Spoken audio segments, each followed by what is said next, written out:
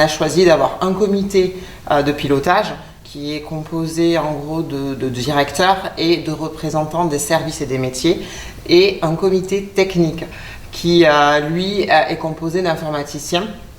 en fait, et qui répond à toutes les demandes en fait, et tous les besoins autour du DUI. La cybersécurité, tout ce qui est RGPD, l'installation de bornes, changement de serveur, la mobilité, toutes ces questions-là, il les évoque et il y a des propositions et le comité de pilotage, lui, valide. Et pour faire lien entre les deux instances, en fait, il y a l'AMO, l'assistant à maîtrise d'ouvrage, et du coup, qui est un ingénieur qui est interne à l'EPAS.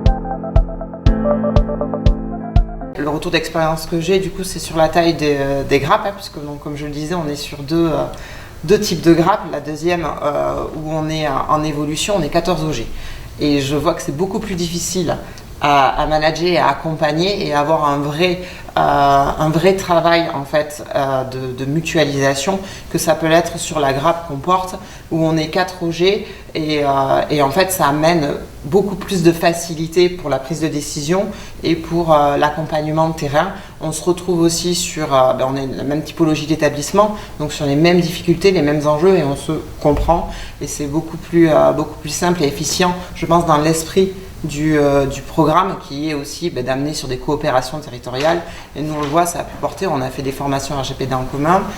il y a des formations cybersécurité pour les techniciens informatiques qui ont pu être menées aussi parce qu'on travaille de concert.